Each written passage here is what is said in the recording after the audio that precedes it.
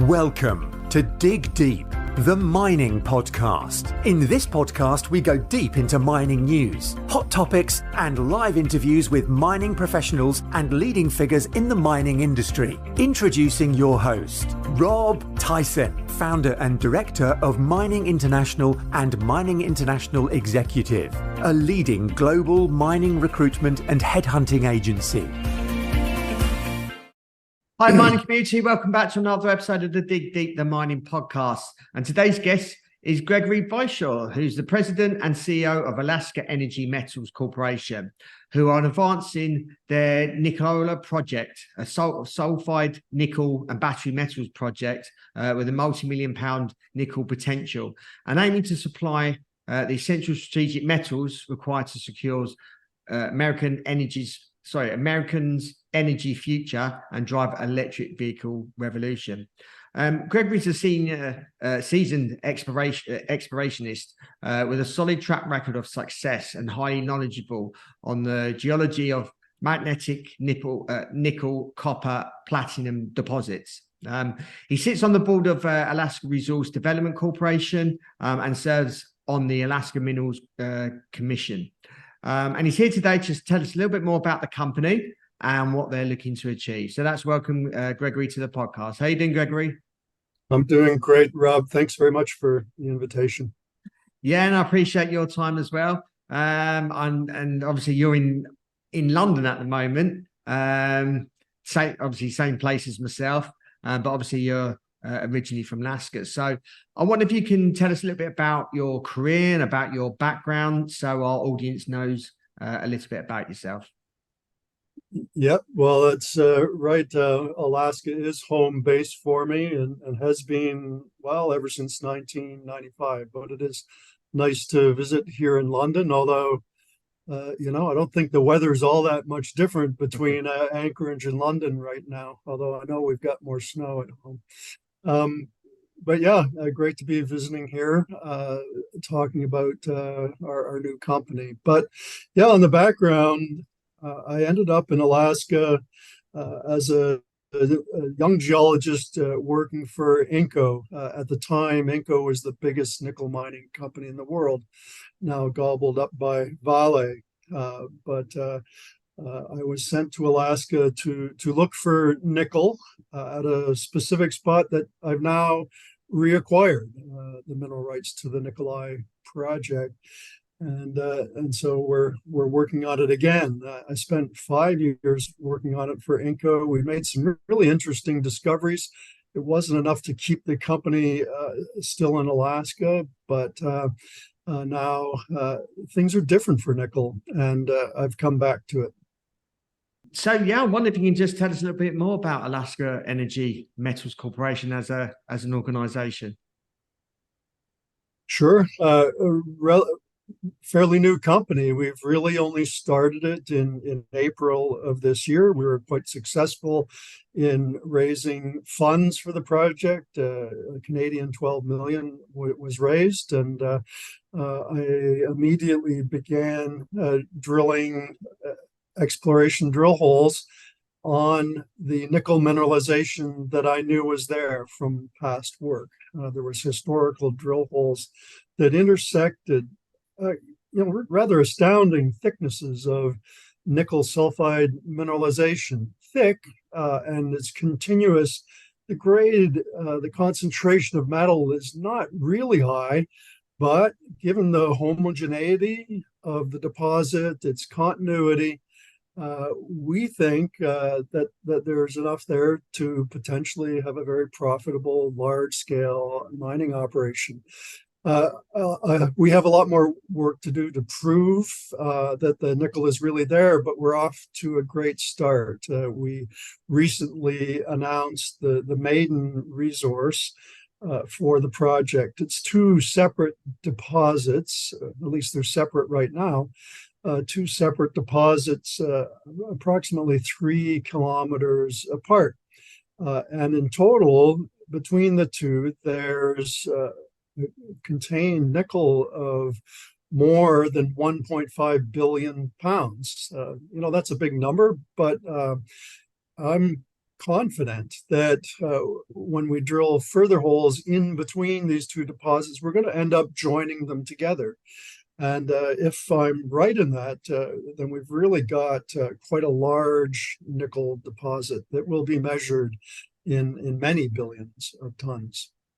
How do you foresee the Nickel project impacting the nickel market? And what are the sort of current trends and demands for nickel?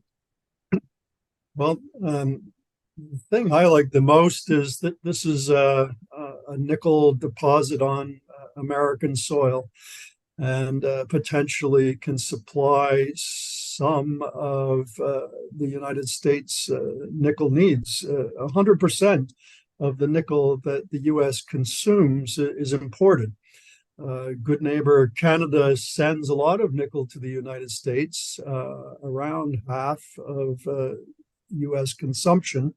But Canada is building battery plants which consume a lot of nickel. And so I'm just wondering if Canada is going to be able to continue to send all that nickel to the US, which is also building electric car battery plants all over the place. So, and we haven't touched on that yet, but I think that's, the electric car battery revolution. It has the potential to increase demand for nickel many-fold. And I think nickel will probably be the choke point metal for this transition. Lithium's very important too, but I know as a geologist that nickel is a very difficult metal to find, especially in large-scale rich deposits.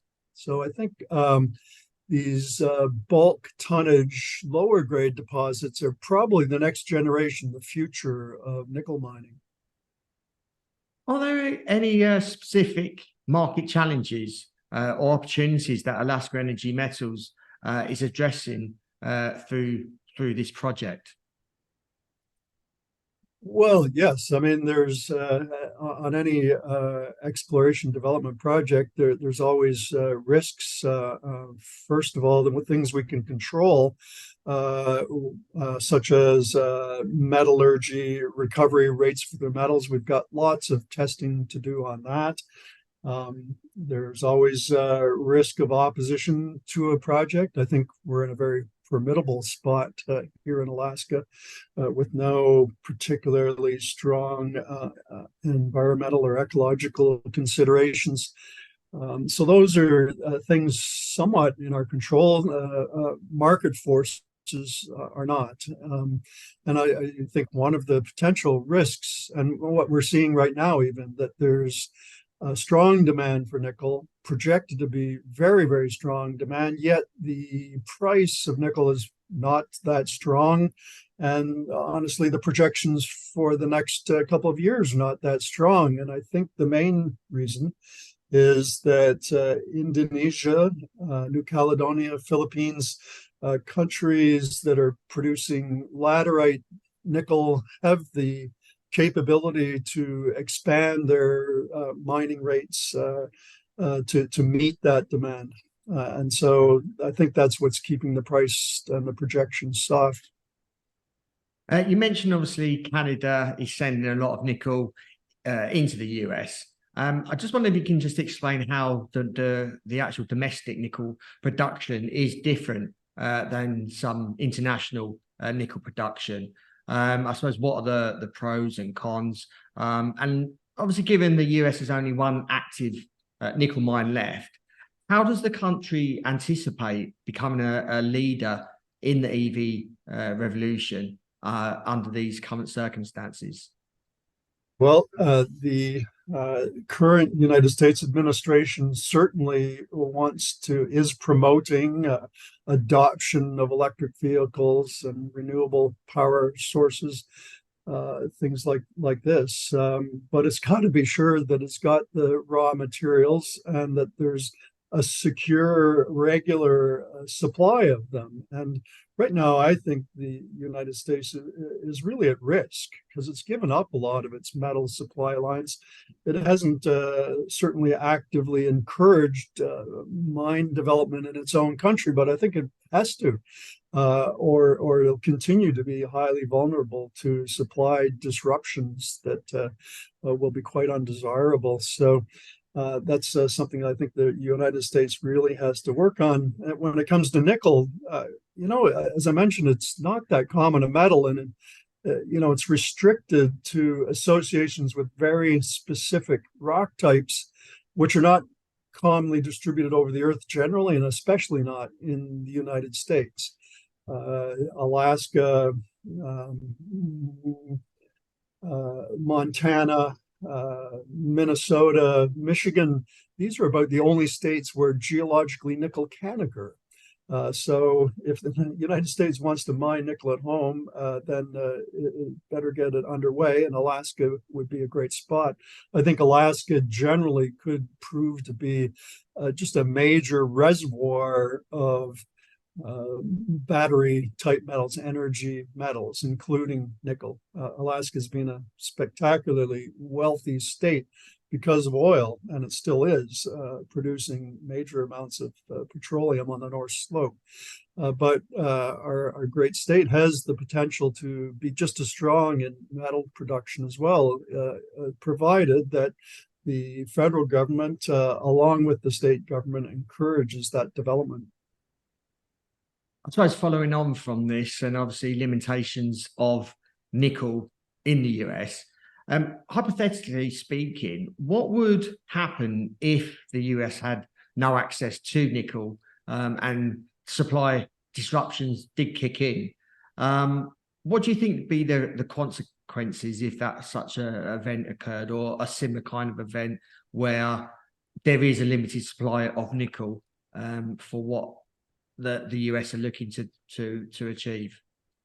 Well, unfortunately, I think that's what it might take, is an emergency where all of a sudden supply is cut off, and that the leaders of our country will realize, wow, we really do need to mine at home, and we really need to encourage developers like Alaska Energy Metals to build their resources supply out. Hopefully it doesn't come to that, but it may very well.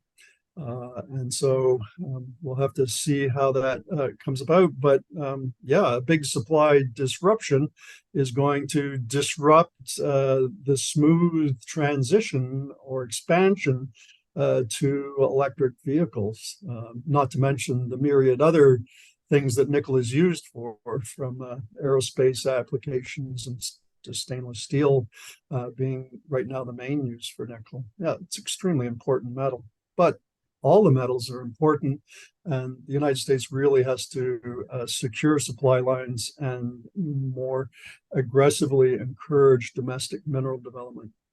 You've got the elections coming up next year. Do you believe that there will be changes to the trajectory of the EV industry?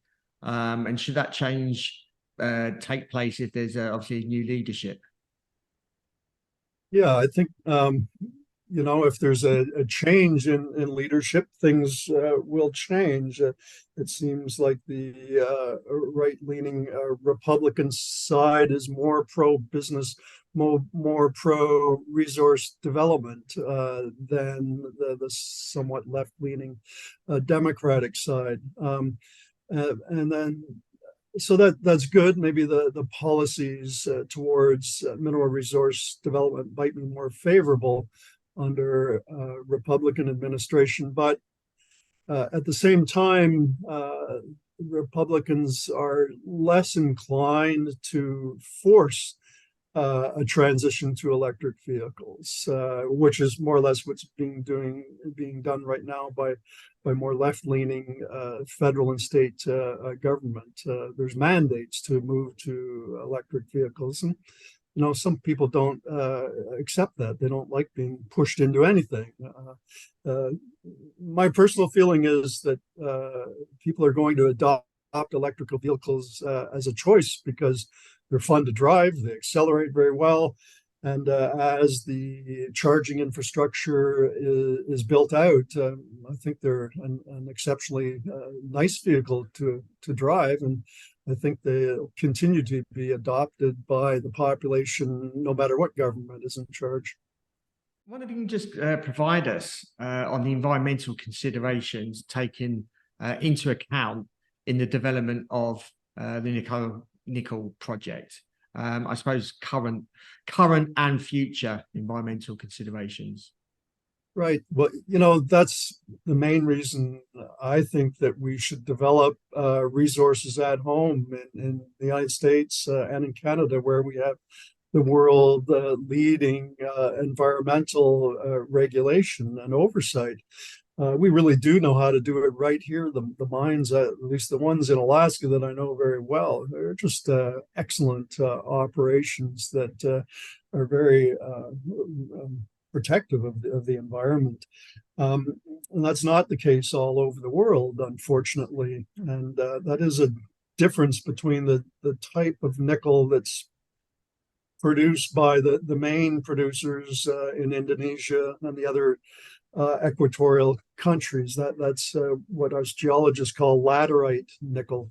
That is really an enriched soil layer below the jungles. So, to mine that, the jungle is removed, the overburden is removed, the enriched soil is mined. Everything's replaced and reclaimed, I think, to the standards of the country. But then much of the nickel is smelted using coal-fired plants that have a very large carbon footprint then. And if the whole idea is to use this metal in car batteries to reduce the amount of carbon going in the air, then this is very counterproductive and sort of destroys the point. By using that type of nickel, we're much better off to use sulphide nickel, which is hard rock nickel that we mine, in North America, in Russia, and many other places. But it's definitely a better nickel when it comes to carbon going into the atmosphere. What sustainability measures are integrated into the project's design and execution? Right. Well, I like the idea of having a fleet of electric pickup trucks on my project. It's not quite possible yet in Alaska to practically do that, but that's one of my goals in the future. We try our best at every stage, even in this early exploration stage, to be protective of the environment, to have high integrity and social governance, social license to operate. We try our best to really integrate into nearby communities and be respectful of the people there. We integrate that into every level, even as an early stage exploration company. But going forward into the future, I really imagine if there is a mine built at Nikolai, that it'd be an absolute state-of-the-art mine. That really might even be able to achieve net zero operation. It may be possible, and I know that we can build a mine that's protective of the particular environment that we're in at Nikolai. How does the company plan to engage and with the benefit of the local communities in the vicinity of the project? What are you looking to do with the local communities? Right. But, there is no local community right nearby. The closest community is roughly 70 kilometers to the north of the project area along the Richardson Highway. It's called Delta Junction. And, we're already engaged with that community because that's where we set up shop for our geologic laboratory. So our geologists were stationed there this past summer. stayed at a local lodge that provided food and accommodations for roughly 20 people. And as a result, we're integrating into the community. We're part of it, and we consume local services and introduced ourselves around, and we'll continue to advance that as our company grows and the operations involve more people. We're happy to be in Delta Junction, and it's a sort of a real business community. It is a junction. Two highways come together there, so lots of commerce ongoing. And Delta Junction is still only a small community, but it's quite a bustling place, and we're happy to be a part of it and look forward to becoming a bigger part of it. More local to the project, there is use of the area, not right at the project, but maybe within 15 or 20 kilometers or miles of the project. There's quite a bit of recreational activity. There's some nice places to go canoeing and river rafting, and in the winter, it's a popular area amongst snowmobilers. I don't see our operation having any effect on those activities whatsoever. If and when a mine is built, we would be quite distant from that activity. The deposit is kind of tucked away in a corner up against the Alaska Range Mountains in an area that historically no one's ever really gone to. So I don't see having a negative impact on those folks who, while it's not a community, it is in some ways people who we have to respect and understand their concerns as well. What are the next steps and milestones for the Ureka Nickel Project in the coming months and years? Yeah, so Ureka is a subset of the Nikolai Project. It's the place where we've now established that there is nickel in the ground with a bona fide National Instrument 43101 resource calculation announced just earlier this week, the maiden resource. So this is where we suspect there is quite a large bulk tonnage, low metal concentration nickel deposit. And so we've got to keep proving that. We've made the first announcement, and that was based strictly on some of the historical drill holes that had been drilled. We were able to obtain the assay certificates and drill logs from the historical work and calculate on that basis. But we drilled our own holes over the course of this past summer too. Those assay results are rolling in. We've announced half of them so far. We'll have the rest in hand within a couple of weeks. And then on that basis, we can calculate an update to our resource, which I'm pretty sure will at least double the amount of metals that we know about so far. As a guess, I could say that. And so next summer, we would continue to drill, probably even more aggressively, to really get our arms around how big the deposit is, its areal extents. And at the same time, in tandem, we have to do the metallurgical bench scale testing work to determine what is the recovery rate of the various metals that constitute the deposit. How much nickel do we get back?